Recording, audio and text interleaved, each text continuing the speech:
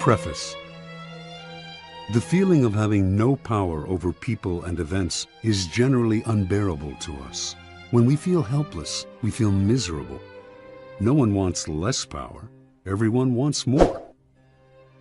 In the world today, however, it is dangerous to seem too power-hungry, to be overt with your power moves. We have to seem fair and decent. So we need to be subtle, congenial yet cunning, democratic yet devious. This game of constant duplicity most resembles the power dynamic that existed in the scheming world of the old aristocratic court. Throughout history, a court has always formed itself around the person in power: king, queen, emperor, leader. The courtiers who filled this court were in an especially delicate position. They had to serve their masters, but if they seemed to fawn, if they curried favor too obviously, the other courtiers around them would notice and would act against them. Attempts to win the master's favor then had to be subtle. And even skilled courtiers capable of such subtlety still had to protect themselves from their fellow courtiers, who at all moments were scheming to push them aside. Meanwhile, the court was supposed to represent the height of civilization and refinement. Violent or overt power moves were frowned upon. Courtiers would work silently and secretly against any among them who used force. This was the courtier's dilemma. While appearing the very paragon of elegance, they had to outwit and thwart their own opponents in the subtlest of ways. The successful courtier learned over time to make all of his moves indirect. If he stabbed an opponent in the back, it was with a velvet glove on his hand and the sweetest of smiles on his face. Instead of using coercion or outright treachery, the perfect courtier got his way through seduction, charm, deception, and subtle strategy, always planning several moves ahead. Life in the court was a never-ending game that required constant vigilance and tactical thinking. It was civilized war. Today, we face a peculiarly similar paradox to that of the courtier. Everything must appear civilized, decent, democratic, and fair. But if we play by those rules too strictly, if we take them too literally, we are crushed by those around us who are not so foolish. As the great Renaissance diplomat and courtier Niccolò Machiavelli wrote, "Any man who tries to be good all the time is bound to come to ruin among the great number who are not good." The court imagined itself the pinnacle of refinement, but underneath its glittering surface a cauldron of dark emotions, greed, envy, lust, hatred, boiled and simmered. Our world today similarly imagines itself the pinnacle of fairness, yet the same ugly emotions still stir within us, as they have forever. The game is the same. Outwardly, you must seem to respect the niceties, but inwardly, unless you are a fool, you learn quickly to be prudent and to do as Napoleon advised: place your iron hand inside a velvet glove. If, like the courtier of times gone by, you can master the arts of indirection, learning to seduce, charm, deceive, and subtly outmaneuver your opponents, you will attain the heights of power. You will be able to make people bend to your will without their realizing what you have done. And if they do not realize what you have done, they will neither resent nor resist you. To some people, the notion of consciously playing power games, no matter how indirect, seems evil, asocial, a relic of the past. They believe they can opt out of the game by behaving in ways that have nothing to do with power. You must beware of such people. They are often among the most adept players at power. They utilize strategies that cleverly disguise the nature of the manipulation involved. These types, for example, will often display their weakness and lack of power as a kind of moral virtue. But true powerlessness, without any motive of self-interest, would not publicize its weakness to gain sympathy or respect. Making a show of one's weakness is actually a very effective strategy, subtle and deceptive, in the game of power. Another strategy of the supposed non-player is to demand equality in every area of life. Everyone must be treated alike, whatever their status and strength. But if, to avoid the taint of power, you attempt to treat everyone equally and fairly, you will confront the problem that some people do certain things better than others. Treating everyone equally means ignoring their differences, elevating the less skillful, and suppressing those who excel. Again, many of those who behave this way are actually deploying another power strategy, redistributing people's rewards in a way that they determine. Yet another way of avoiding the game would be perfect honesty and straightforwardness, since one of the main techniques of those who seek power is deceit and secrecy. But being perfectly honest will inevitably hurt and insult a great many people, some of whom will choose to injure you in return. No one will see your honest statement as completely objective and free of some personal motivation. And they will be right. In truth, the use of honesty is indeed a power strategy intended to convince people of one's noble, good-hearted, selfless character. It is a form of persuasion, even a subtle form of coercion. Finally, those who claim to be non-players may affect an air of naivete to protect them from the accusation that they are after power. Beware again, however, for the appearance of naivete can be an effective means of deceit, and even genuine naivete is not free of the snares of power. Children may be naive in many ways, but they often act from an elemental need to gain control over those around them. Children suffer greatly from feeling powerless in the adult world, and they use any means available to get their way. Genuinely innocent people may still be playing for power, and are often horribly effective at the game, since they are not hindered by reflection. Once again, those who make a show or display of innocence are the least innocent of all. You can recognize these supposed non-players by the way they flaunt their moral qualities, their piety, their exquisite sense of justice.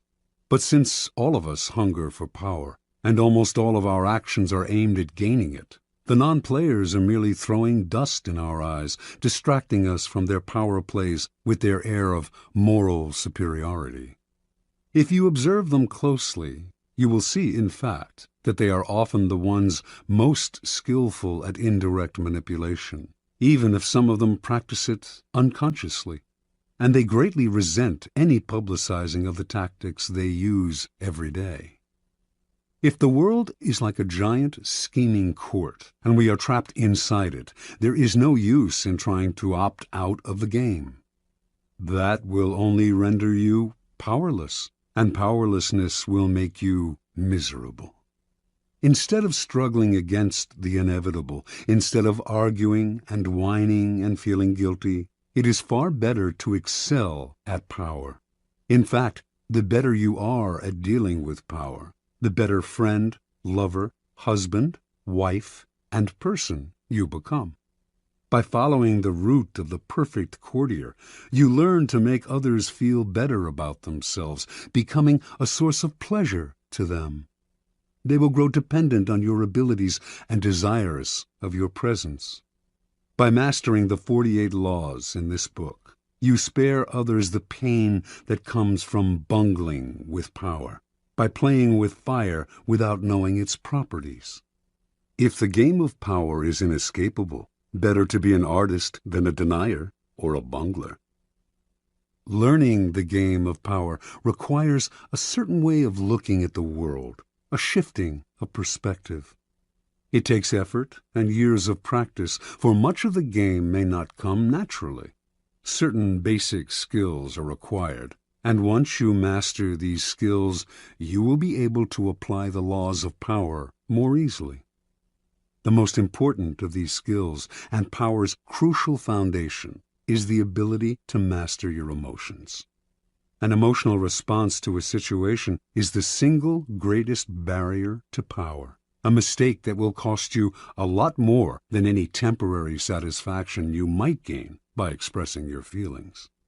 Emotions cloud reason, and if you cannot see the situation clearly, you cannot prepare for and respond to it with any degree of control. Anger is the most destructive of emotional responses, for it clouds your vision the most. It also has a ripple effect that invariably makes situations less controllable and heightens your enemy's resolve. If you are trying to destroy an enemy who has hurt you, far better to keep him off guard by feigning friendliness than showing your anger. Love and affection are also potentially destructive in that they blind you to the often self-serving interests of those whom you least suspect of playing a power game. You cannot repress anger or love, or avoid feeling them, and you should not try, but you should be careful about how you express them. And most important, they should never influence your plans and strategies in any way. Related to mastering your emotions is the ability to distance yourself from the present moment and think objectively about the past and future. Like the double-faced Roman deity and guardian of all gates and doorways, you must be able to look in both directions at once, the better to handle danger from wherever it comes. Such is the face you must create for yourself, one face looking continuously to the future and the other to the past. For the future, the motto is, no days unalert. Nothing should catch you by surprise because you are constantly imagining problems before they arise. Instead of spending your time dreaming of your plan's happy ending, you must work on calculating every possible permutation and pitfall that might emerge in it. The further you see, the more steps ahead you plan, the more powerful you become. The other face of Janus looks constantly to the past, though not to remember past hurts or bear grudges. That would only curb your power. Half of the game is learning how to forget those events in the past that eat away at you and cloud your reason. The real purpose of the backward glancing eye is to educate yourself constantly. You look at the past to learn from those who came before you. The many historical examples in this book will greatly help that process. Then, having looked to the past, you look closer at hand, to your own actions and those of your friends. This is the most vital school you can learn from because it comes from personal experience. You begin by examining the mistakes you have made in the past, the ones that have most grievously held you back. You analyze them in terms of the 48 laws of power, and you extract from them a lesson and an oath. I shall never repeat such a mistake. I shall never fall into such a trap again.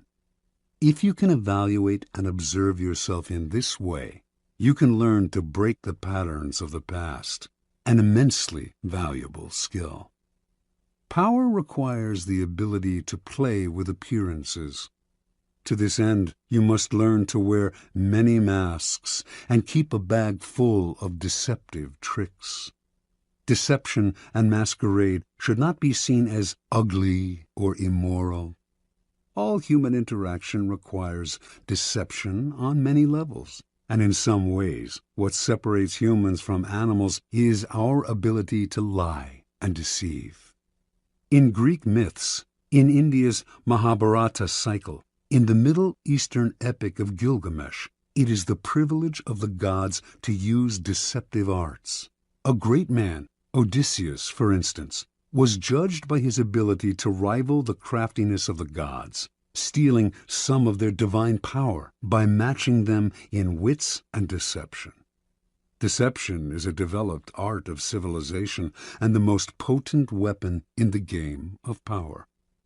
You cannot succeed at deception unless you take a somewhat distanced approach to yourself, unless you can be many different people wearing the mask that the day and the moment require. With such a flexible approach to all appearances, including your own, you lose a lot of the inward heaviness that holds people down. Make your face as malleable as the actor's. Work to conceal your intentions from the others. Practice luring people into traps. Playing with appearances and mastering arts of deception are among the aesthetic pleasures of life. They are also key components in the acquisition of power. If deception is the most potent weapon in your arsenal, then patience in all things is your crucial shield. Patience will protect you from making moronic blunders. Like mastering your emotions, patience is a skill. It does not come naturally. But nothing about power is natural. Power is more godlike than anything in the natural world. And patience is the supreme virtue of the gods, who have nothing but time. Everything good will happen. The grass will grow again, if you give it time and see several steps into the future.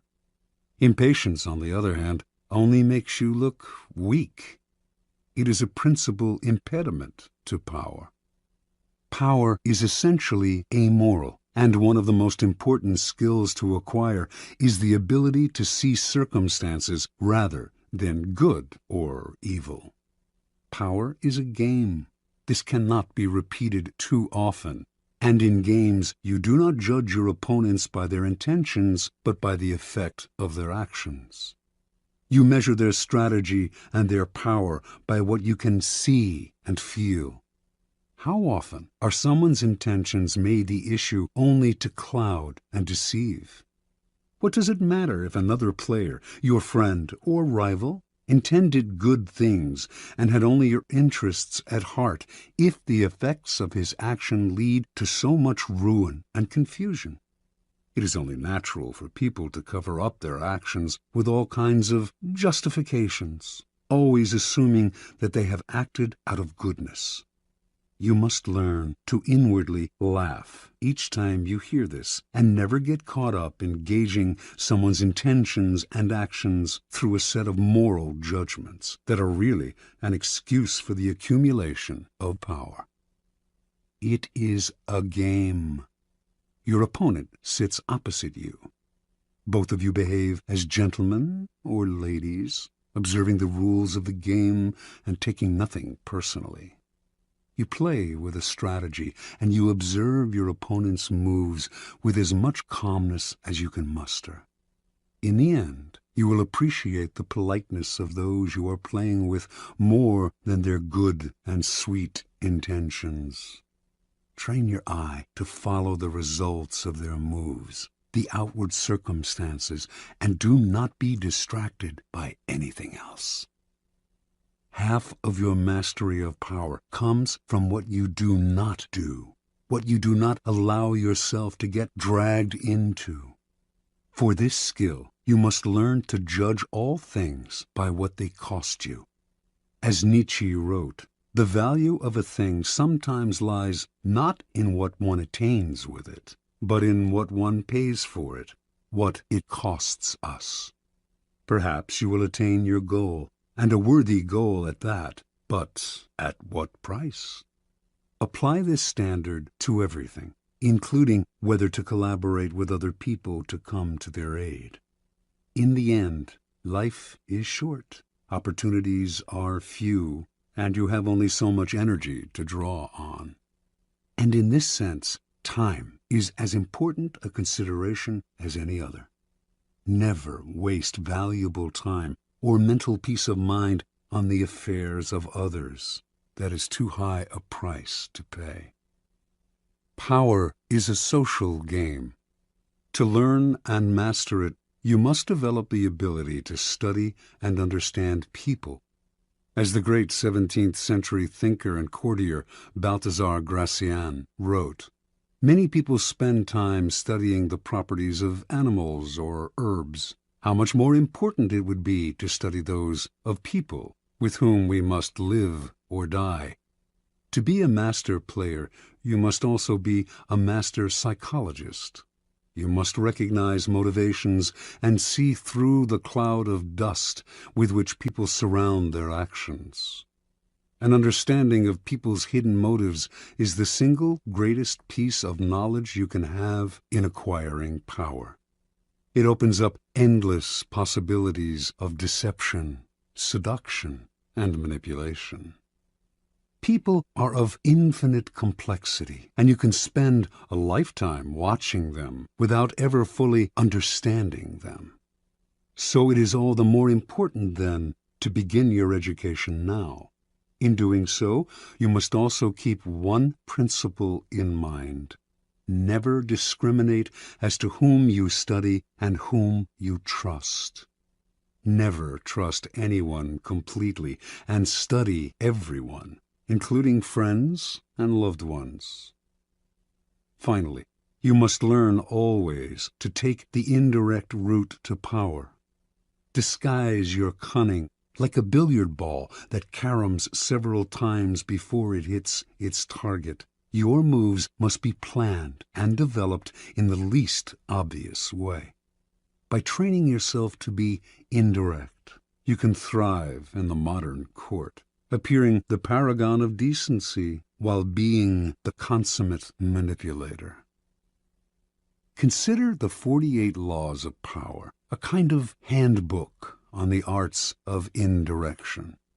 The laws are based on the writings of men and women who have studied and mastered the game of power.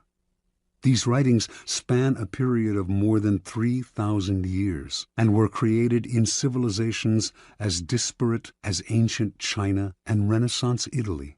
Yet they share common threads and themes, together hinting at an essence of power that has yet to be fully articulated. The 48 Laws of Power are the distillation of this accumulated wisdom, gathered from the writings of the most illustrious strategists, statesmen, courtiers, seducers, and con artists in history. The laws have a simple premise. Certain actions almost always increase one's power, the observance of the law, while others decrease it and even ruin us, the transgression of the law. These transgressions and observances are illustrated by historical examples. The laws are timeless and definitive. The 48 Laws of Power can be used in several ways. By listening to this program straight through, you can learn about power in general. Although several of the laws may seem not to pertain directly to your life, in time you will probably find that all of them have some application and that, in fact, they are interrelated. By getting an overview of the entire subject, you will best be able to evaluate your own past actions and gain a greater degree of control over your immediate affairs. The program can also be picked apart for entertainment, for an enjoyable ride through the foibles and great deeds of our predecessors in power. A warning, however, to those who use the program for this purpose: it might be better to turn back. Power is endlessly seductive and deceptive in its own way. It is a labyrinth. Your mind becomes consumed with solving its infinite problems, and you soon realize how pleasantly lost you have become. In other words, it becomes most amusing by taking it seriously. Do not be frivolous with such a critical matter. The gods of power frown on the frivolous. They give ultimate satisfaction only to those who study and reflect, and punish those who skim the surfaces looking for a good time.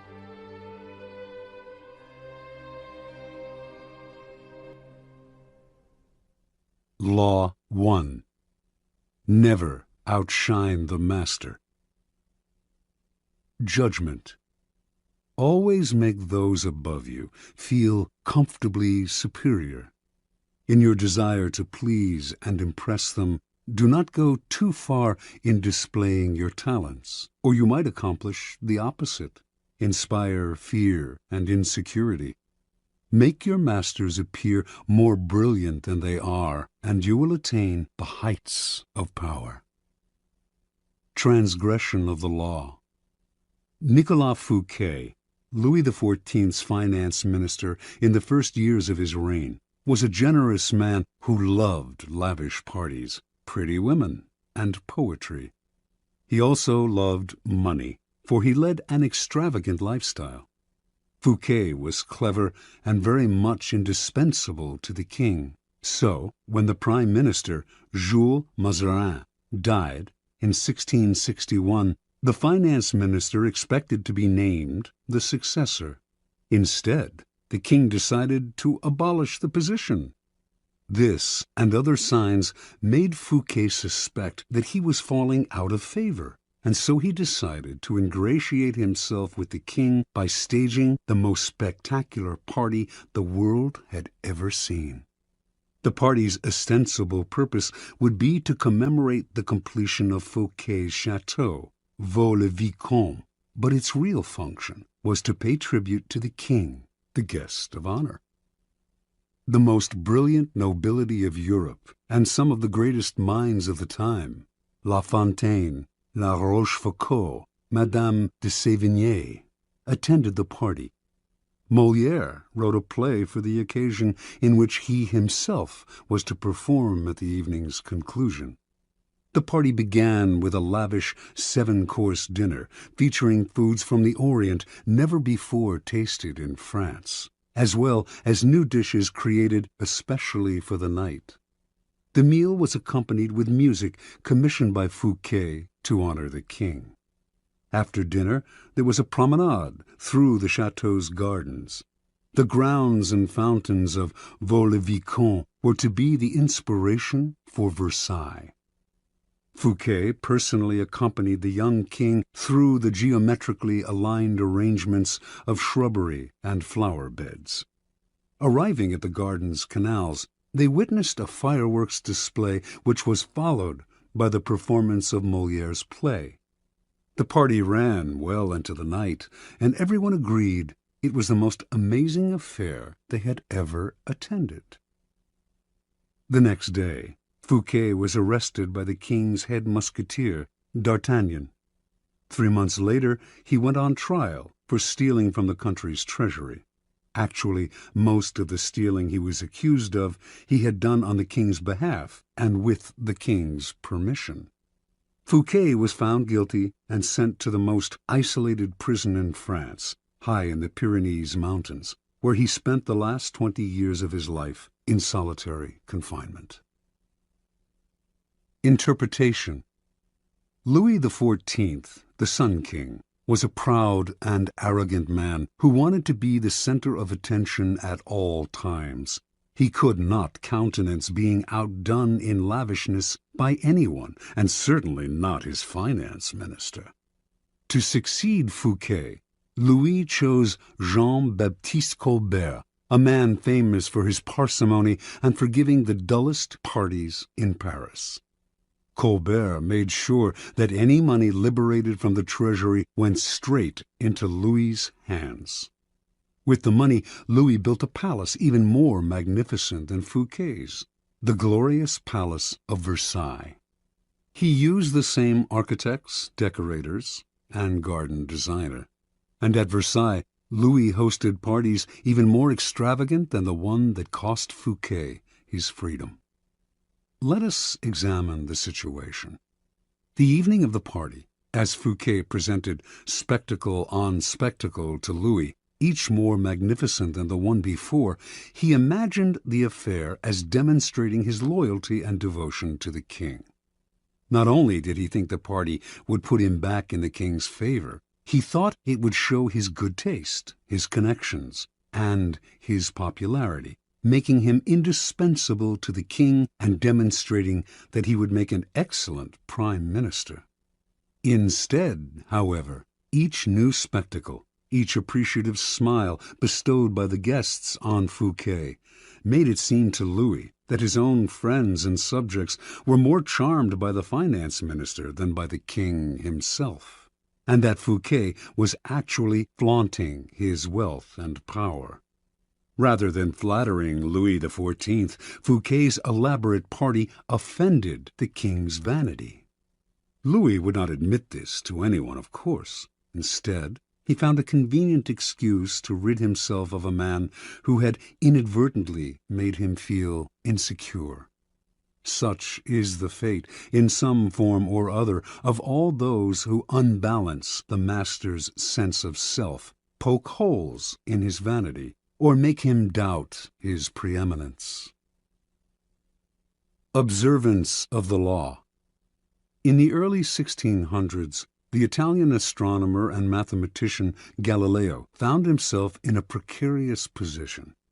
He depended on the generosity of great rulers to support his research, and so, like all Renaissance scientists, he would sometimes make gifts of his inventions and discoveries to the leading patrons of the time. Once, for instance, he presented a military compass he had invented to the Duke of Gonzaga. Then he dedicated a book explaining the use of the compass to the Medicis. Both rulers were grateful, and through them Galileo was able to find more students to teach. No matter how great the discovery, however, his patrons usually paid him with gifts, not cash. This made for a life of constant insecurity and dependence. There must be an easier way, he thought. Galileo hit on a new strategy in 1610 when he discovered the moons of Jupiter. Instead of dividing the discovery among his patrons, giving one the telescope he had used, dedicating a book to another, and so on, as he had done in the past, he decided to focus exclusively on the Medicis. He chose the Medicis for one reason. Shortly after Cosimo I had established the Medici dynasty in 1540, he had made Jupiter, the mightiest of the gods, the Medici symbol, a symbol of a power that went beyond politics and banking, one linked to ancient Rome and its divinities. Galileo turned his discovery of Jupiter's moons into a cosmic event honoring the Medici's greatness. Shortly after the discovery, he announced that the bright stars, the moons of Jupiter, offered themselves in the heavens to his telescope at the same time as Cosimo II's enthronement. He said that the number of the moons, 4, harmonized with the number of the Medicis. Cosimo II had 3 brothers, and that the moons orbited Jupiter as these 4 suns revolved around Cosimo I, the dynasty's founder. More than coincidence, this showed that the heavens themselves reflected the ascendancy of the Medici family. After he dedicated the discovery to the Medicis, Galileo commissioned an emblem representing Jupiter sitting on a cloud with the 4 stars circling about him, and presented this to Cosimo II as a symbol of his link to the stars. In 1610, Cosimo II made Galileo his official court philosopher and mathematician with a full salary. For a scientist, this was the coup of a lifetime. The days of begging for patronage were over. Interpretation. In one stroke, Galileo gained more with his new strategy than he had in years of begging. The reason is simple. All masters want to appear more brilliant than other people. The producer of a great work wants to feel he is more than just the provider of the financing. He wants to appear creative and powerful, and also more important than the work produced in his name. Instead of insecurity, you must give him glory. Galileo did not challenge the intellectual authority of the Medicis with his discovery, or make them feel inferior in any way. By literally aligning them with the stars, he made them shine brilliantly among the courts of Italy. He did not outshine the master. He made the master outshine all others. keys to power. When it comes to power, outshining the master is perhaps the worst mistake of all.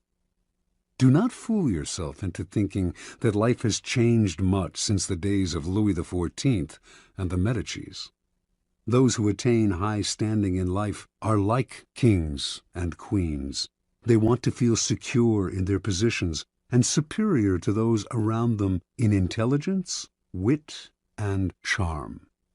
It is a deadly but common misperception to believe that by displaying and vaunting your gifts and talents, you are winning the master's affection.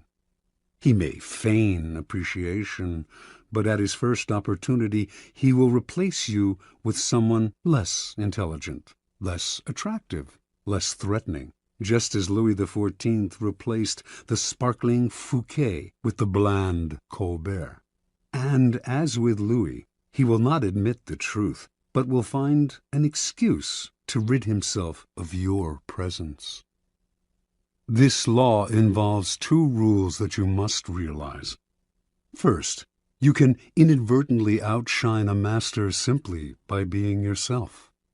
There are masters who are more insecure than others, monstrously insecure.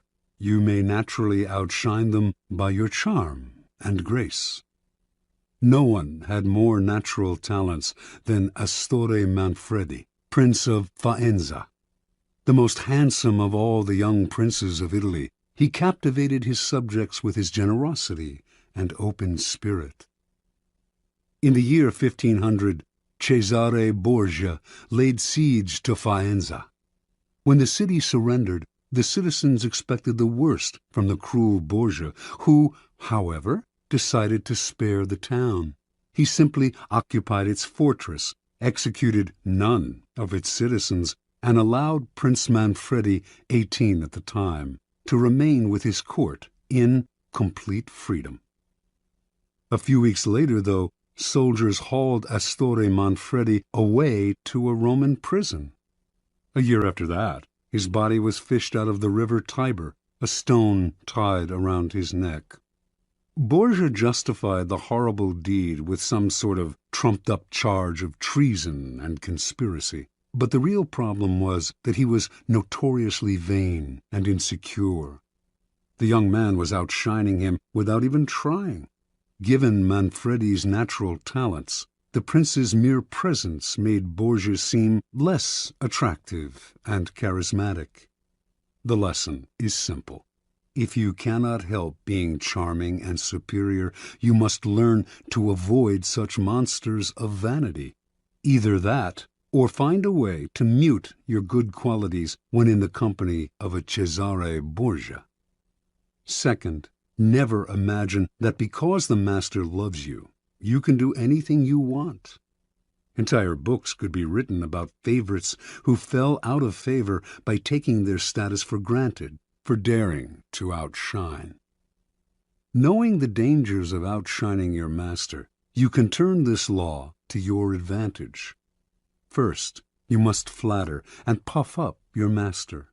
Overt flattery can be effective, but has its limits. It is too direct and obvious, and looks bad to other courtiers. Discreet flattery is much more powerful. If you are more intelligent than your master, for example, seem the opposite. Make him appear more intelligent than you. Act naive. Make it seem that you need his expertise. Commit harmless mistakes that will not hurt you in the long run, but will give you the chance to ask for his help. Masters adore such requests. A master who cannot bestow on you the gifts of his experience may direct rancor and ill will at you instead. If your ideas are more creative than your master's, ascribe them to him in as public a manner as possible. Make it clear that your advice is merely an echo of his advice. He must appear as the sun around which everyone revolves, radiating power and brilliance, the center of attention. If you are thrust into the position of entertaining him, A display of your limited means may win you his sympathy. Any attempt to impress him with your grace and generosity can prove fatal. Learn from Fouquet or pay the price. In all of these cases, it is not a weakness to disguise your strengths if, in the end, they lead to power. By letting others outshine you, you remain in control instead of being a victim of their insecurity. This will all come in handy the day you decide to rise above your inferior status. If, like Galileo, you can make your master shine even more in the eyes of others, then you are a godsend, and you will be instantly promoted. Law 2. Never put too much trust in friends. Learn how to use enemies. Judgment. Be wary of friends. They will betray you more quickly, for they are easily aroused to envy. They also become spoiled and tyrannical. But hire a former enemy, and he will be more loyal than a friend, because he has more to prove. In fact, you have more to fear from friends than from enemies. If you have no enemies, find a way to make them. Transgression of the law. In the mid-9th century A.D., a young man named Michael III assumed the throne of the Byzantine Empire. His mother, the Empress Theodora, had been banished to a nunnery, and her lover, Theoctistus, had been murdered. At the head of the conspiracy to depose Theodora and enthrone Michael had been Michael's uncle, Bardas, a man of intelligence and ambition. Michael was now a young, inexperienced ruler, surrounded by intriguers, murderers, and profligates. In this time of peril, he needed someone he could trust as his counselor, and his thoughts turned to Basilius, his best friend. Basilius had no experience whatsoever in government and politics.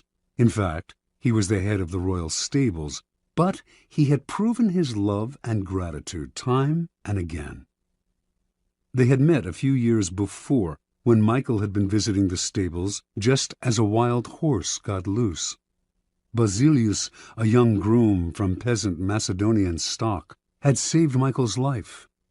The groom's strength and courage had impressed Michael, who immediately raised Basilius from the obscurity of being a horse trainer to the position of head of the stables. He loaded his friend with gifts and favors, and they became inseparable. Basilius was sent to the finest school in Byzantium, and the crude peasant became a cultured and sophisticated courtier. Now Michael was emperor, and in need of someone loyal. Who could he better trust with the post of chamberlain and chief counselor than a young man who owed him everything? Basilius could be trained for the job, and Michael loved him like a brother. Ignoring the advice of those who recommended the much more qualified Bardas, Michael chose his friend. Basilius learned well, and was soon advising the emperor on all matters of state. The only problem seemed to be money. Basilius never had enough. Exposure to the splendor of Byzantine court life made him avaricious for the perks of power. Michael doubled, then tripled his salary, ennobled him, and married him off to his own mistress, Eudoxia Ingerina. Keeping such a trusted friend and adviser satisfied was worth any price. But more trouble was to come. Bardas was now head of the army, and Basilius convinced Michael that the man was hopelessly ambitious. Under the illusion that he could control his nephew, Bardas had conspired to put him on the throne, and he could conspire again, this time to get rid of Michael and assume the crown himself.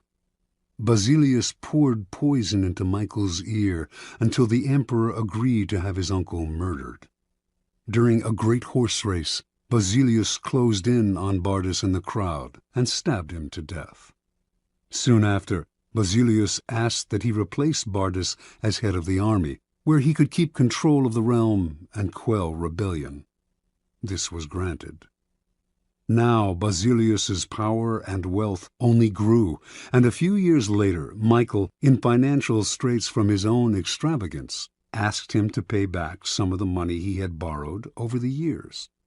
To Michael's shock and astonishment, Basilius refused, with a look of such impudence that the emperor suddenly realized his predicament. The former stable boy had more money, more allies in the army and senate, and in the end, more power than the emperor himself. A few weeks later, after a night of heavy drinking, Michael awoke to find himself surrounded by soldiers. Basilius watched as they stabbed the emperor to death. Then, after proclaiming himself emperor, he rode his horse through the streets of Byzantium, brandishing the head of his former benefactor and best friend at the end of a long pike. Interpretation. Michael staked his future on the sense of gratitude he thought Basilius must feel for him. Surely Basilius would serve him best. He owed the emperor his wealth, his education, and his position. It was only on the fateful day when the emperor saw that impudent smile on Basilius's face that he realized his deadly mistake.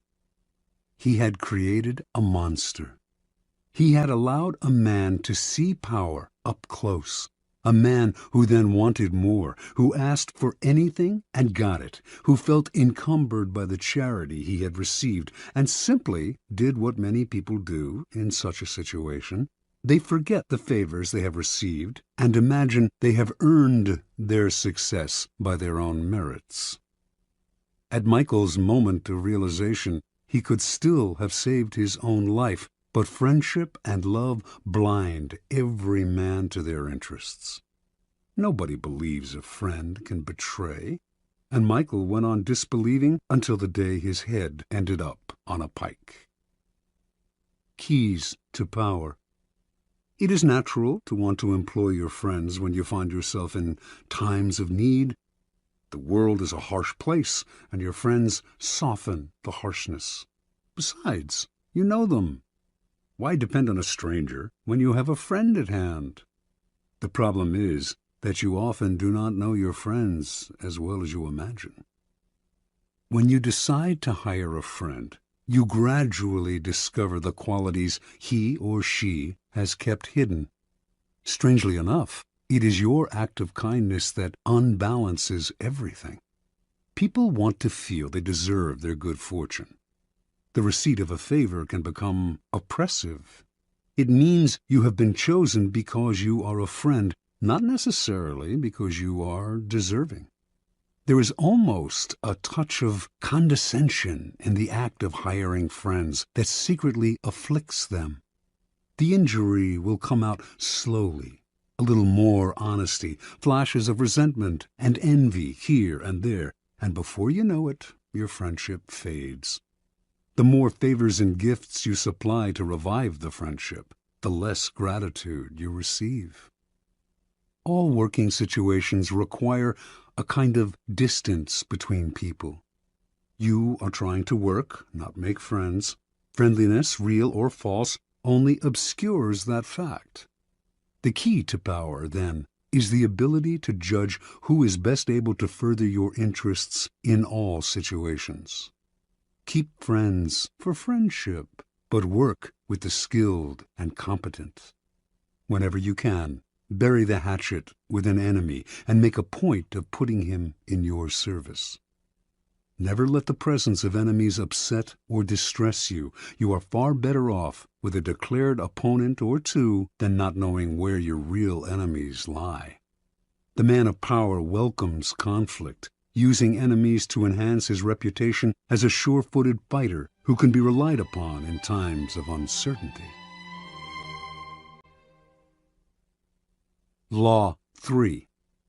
Conceal your intentions. Judgment. Keep people off balance and in the dark by never revealing the purpose behind your actions. If they have no clue what you are up to, they cannot prepare a defense. Guide them far enough down the wrong path, Envelop them in enough smoke, and by the time they realize your intentions, it will be too late. Part 1. Use decoyed objects of desire and red herrings to throw people off the scent. If at any point in the deception you practice, people have the slightest suspicion as to your intentions, all is lost. Do not give them the chance to sense what you are up to. Throw them off the scent by dragging red herrings across the path. Use false sincerity, send ambiguous signals, set up misleading objects of desire. Unable to distinguish the genuine from the false, they cannot pick out your real goal. Observance of the law. In 1850, the young Otto von Bismarck, then a 35-year-old deputy in the Prussian parliament, was at a turning point in his career. The issues of the day were the unification of the many states, including Prussia, into which Germany was then divided, and a war against Austria, the powerful neighbor to the south that hoped to keep the Germans weak and at odds, even threatening to intervene if they tried to unite. Prince William, next in line to be Prussia's king, was in favor of going to war, and the Parliament rallied to the cause, prepared to back any mobilization of troops. The only ones to oppose war were the present king, Frederick William IV, and his ministers, who preferred to appease the powerful Austrians. Throughout his career, Bismarck had been a loyal, even passionate supporter of Prussian might and power.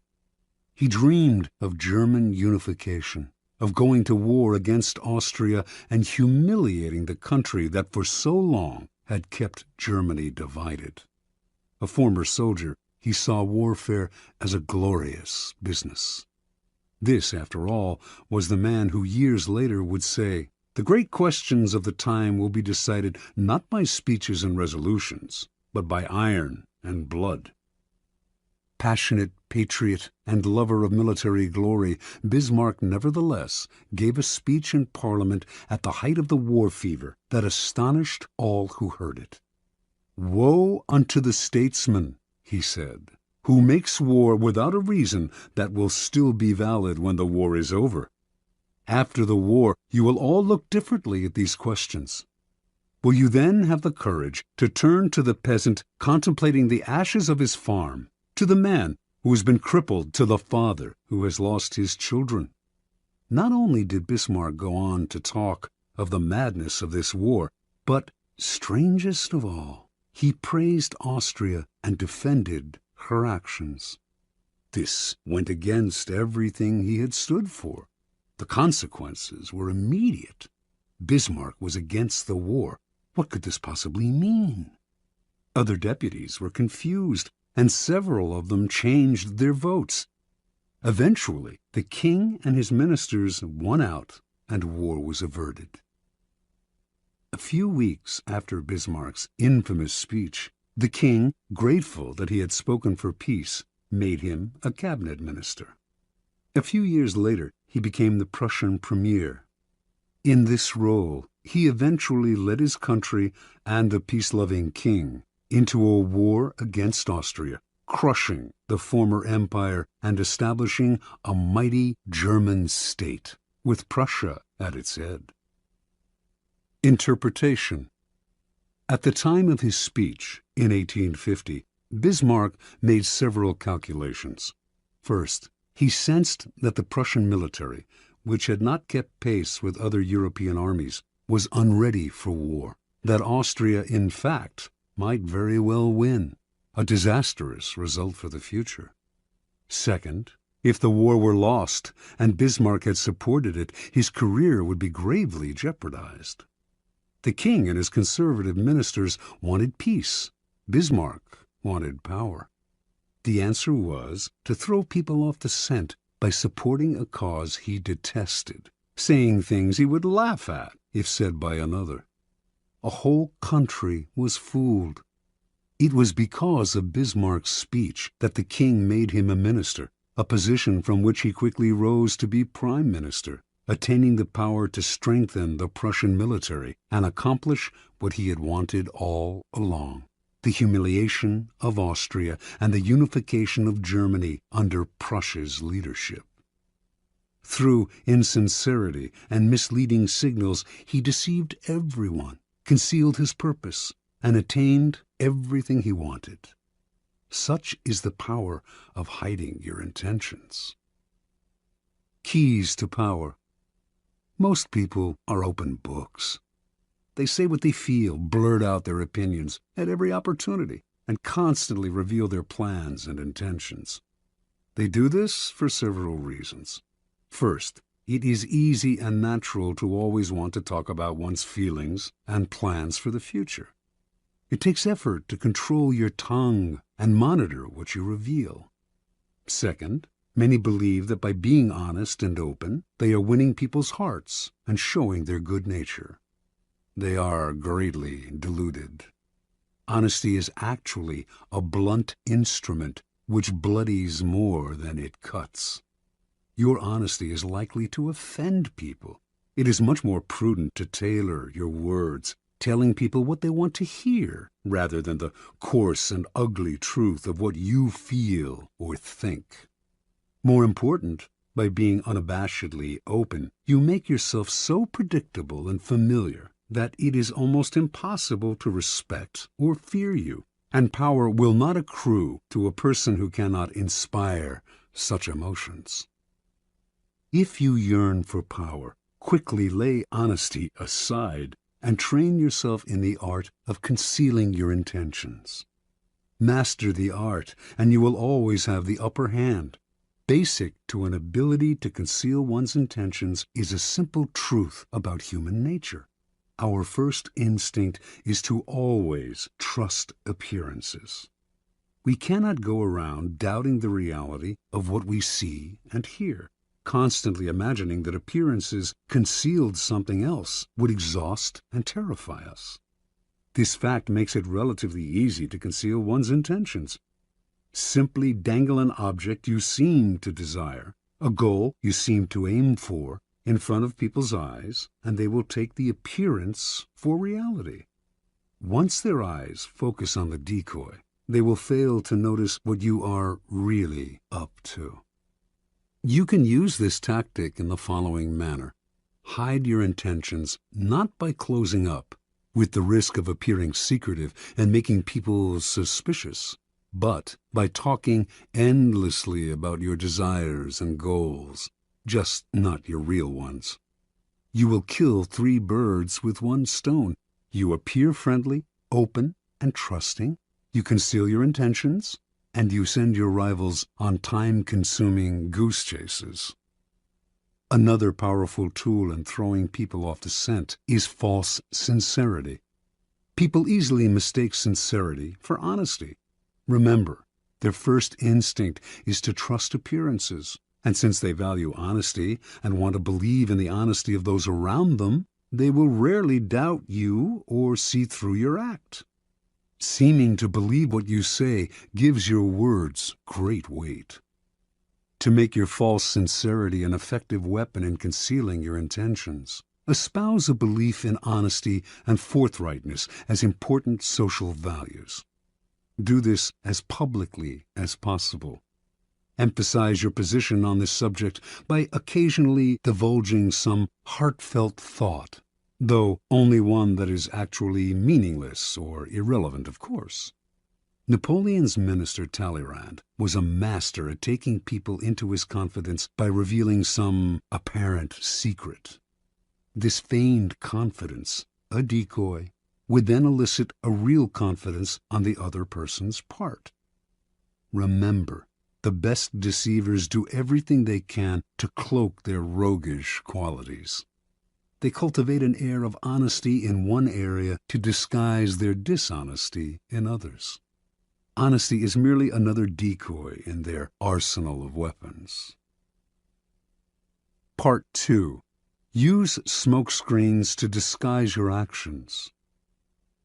Deception is always the best strategy. But the best deceptions require a screen of smoke to distract people's attention from your real purpose.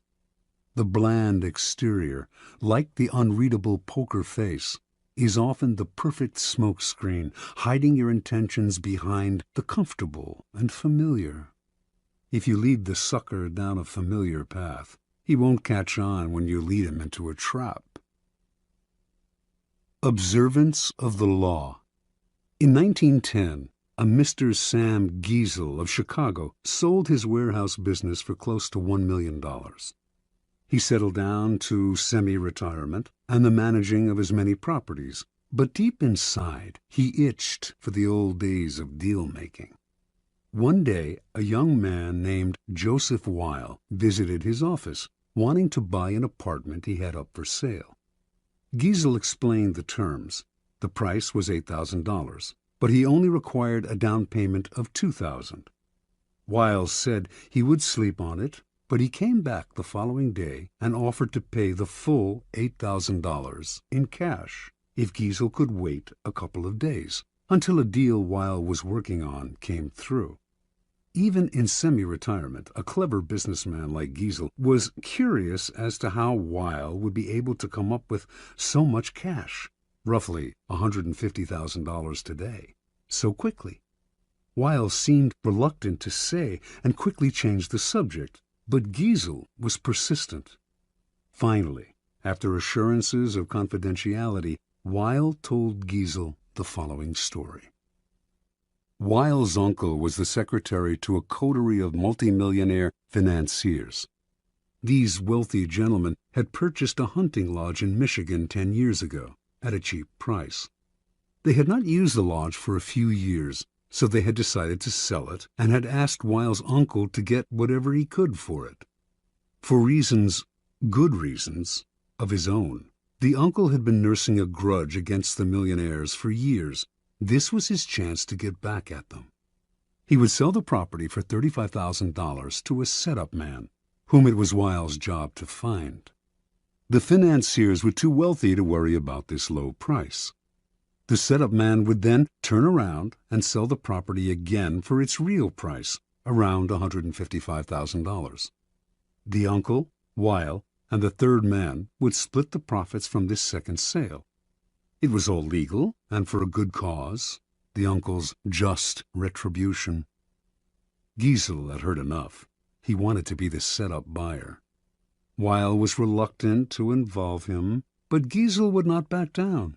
The idea of a large profit plus a little adventure had him champing at the bit. Weil explained that Giesel would have to put up the $35,000 in cash to bring the deal off. Giesel, a millionaire, said he could get the money with a snap of his fingers. Weil finally relented and agreed to arrange a meeting between the uncle, Giesel, and the financiers in the town of Galesburg, Illinois. On the train ride to Galesburg, Giesel met the uncle, an impressive man, with whom he avidly discussed business. Weil also brought along a companion, a somewhat paunchy man named George Gross. Weil explained to Giesel that he himself was a boxing trainer, that Gross was one of the promising prize fighters he trained, and that he had asked Gross to come along to make sure the fighter stayed in shape. For a promising fighter, Gross was unimpressive looking. He had gray hair and a beer belly, but Giesel was so excited about the deal that he didn't really think about the man's flabby appearance. Once in Galesburg, Weil and his uncle went to fetch the financiers, while Giesel waited in a hotel room with Gross, who promptly put on his boxing trunks. As Giesel half-watched, Gross began to shadow box. Distracted as he was, Giesel ignored how badly the boxer wheezed after a few minutes of exercise, although his style seemed real enough. An hour later, Weil and his uncle reappeared with the financiers, an impressive, intimidating group of men, all wearing fancy suits. The meeting went well, and the financiers agreed to sell the lodge to Giesel, who had already had the $35,000 wired to a local bank. This minor business now settled, the financiers sat back in their chairs and began to banter about high finance, throwing out the name J.P. Morgan as if they knew the man. Finally, one of them noticed the boxer in the corner of the room. Weil explained what he was doing there. The financier countered that he too had a boxer in his entourage, whom he named. Weil laughed brazenly and exclaimed that his man could easily knock out their man. Conversation escalated into argument. In the heat of passion, Weil challenged the men to a bet. The financiers eagerly agreed and left to get their man ready for a fight the next day. As soon as they had left, the uncle yelled at Weil right in front of Giesel. They did not have enough money to bet with, and once the financiers discovered this, the uncle would be fired. Weil apologized for getting him in this mess, but he had a plan. He knew the other boxer well, and with a little bribe they could fix the fight. But where would the money come from for the bet? The uncle replied. Without it, they were as good as dead.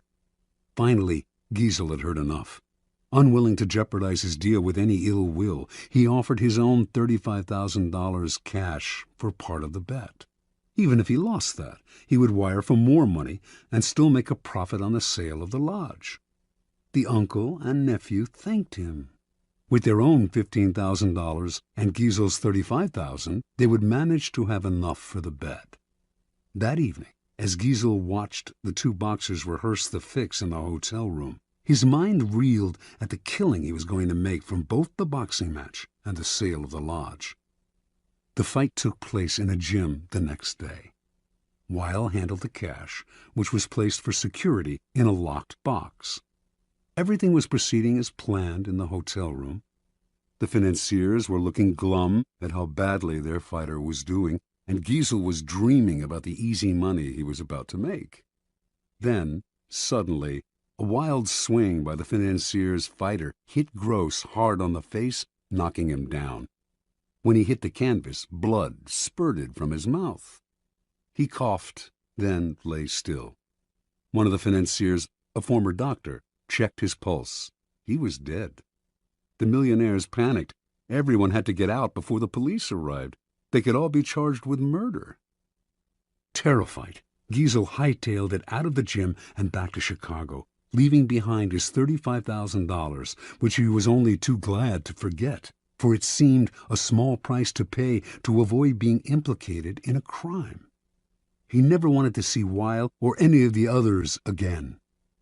After Giesel scurried out, Gross stood up under his own steam. The blood that had spurted from his mouth came from a ball filled with chicken blood and hot water that he had hidden in his cheek. The whole affair had been masterminded by Weil, better known as the Yellow Kid, one of the most creative con artists in history. Weil split the $35,000 with the financiers and the boxers, all fellow con artists, a nice little profit for a few days' work. Interpretation. The Yellow Kid had staked out Giesel as the perfect sucker long before he set up the con. He knew the boxing match scam would be the perfect ruse to separate Giesel from his money quickly and definitively. But he also knew that if he had begun by trying to interest Giesel in the boxing match, he would have failed miserably. He had to conceal his intentions and switch attention, create a smokescreen, in this case the sale of the lodge. On the train ride and in the hotel room, Giesel's mind had been completely occupied with the pending deal, the easy money, the chance to hobnob with wealthy men. He had failed to notice that Gross was out of shape and middle-aged at best. Such is the distracting power of a smokescreen. Engrossed in the business deal, Giesel's attention was easily diverted to the boxing match, but only at a point when it was already too late for him to notice the details that would have given Gross away. The match, after all, now depended on a bribe rather than on the boxer's physical condition, and Giesel was so distracted at the end by the illusion of the boxer's death that he completely forgot about his money. Learn from the Yellow Kid. The familiar, inconspicuous front is the perfect smokescreen. Approach your mark with an idea that seems ordinary enough, a business deal, financial intrigue. The sucker's mind is distracted, his suspicions allayed. That is when you gently guide him onto the second path, the slippery slope down which he slides helplessly into your trap. Keys to power. If you believe that the deceivers are colorful folk who mislead with elaborate lies and tall tales, you are greatly mistaken. The best deceivers utilize a bland and inconspicuous front that calls no attention to themselves. They know that extravagant words and gestures immediately raise suspicion. Instead, they envelop their mark in the familiar, the banal, the harmless. The simplest form of smokescreen is facial expression. Behind a bland, unreadable exterior, all sorts of mayhem can be planned without detection. This is a weapon that the most powerful men in history have learned to perfect. It was said that no one could read Franklin D. Roosevelt's face. Baron James Rothschild made a lifelong practice of disguising his real thoughts behind bland smiles and nondescript looks. Stendhal wrote of Talleyrand, "Never was a face less of a barometer." As one poker manual explains it, while playing his hand, the good player is seldom an actor. Instead, he practices a bland behavior that minimizes readable patterns, frustrates and confuses opponents, permits greater concentration. An adaptable concept, the smokescreen can be practiced on a number of levels, all playing on the psychological principles of distraction and misdirection.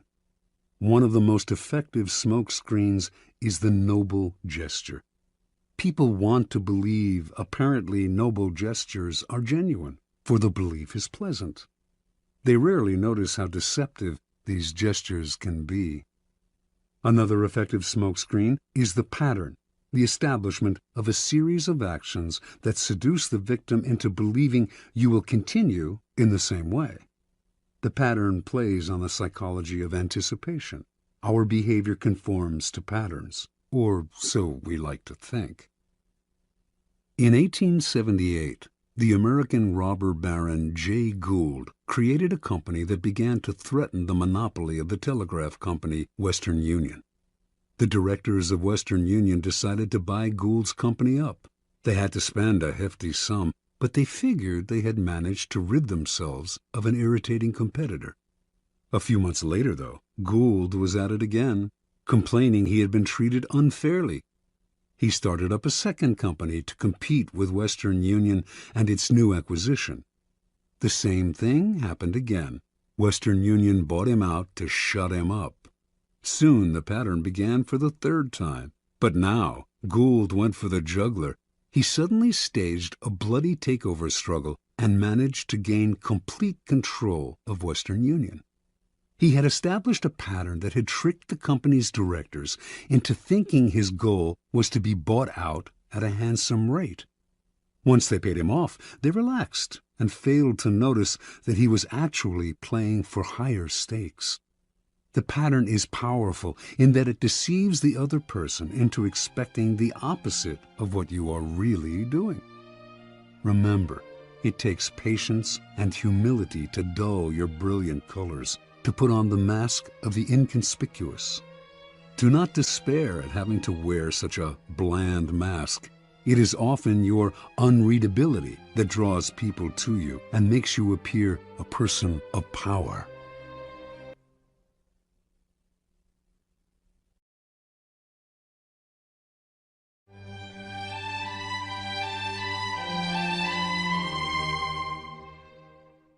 Law 4. Always say less than necessary. Judgment.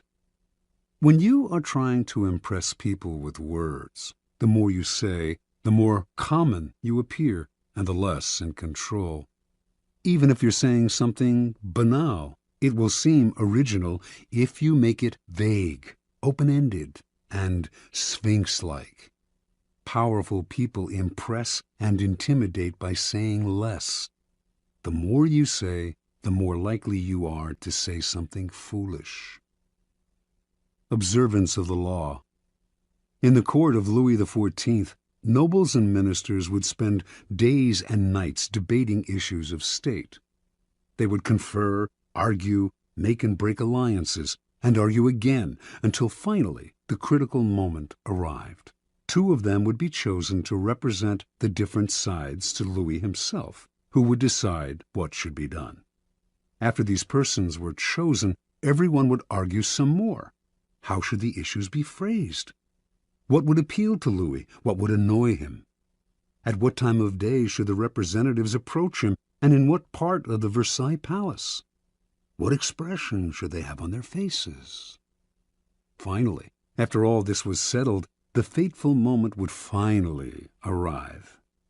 The two men would approach Louis, always a delicate matter, and when they finally had his ear, they would talk about the issue at hand, spelling out the options in detail.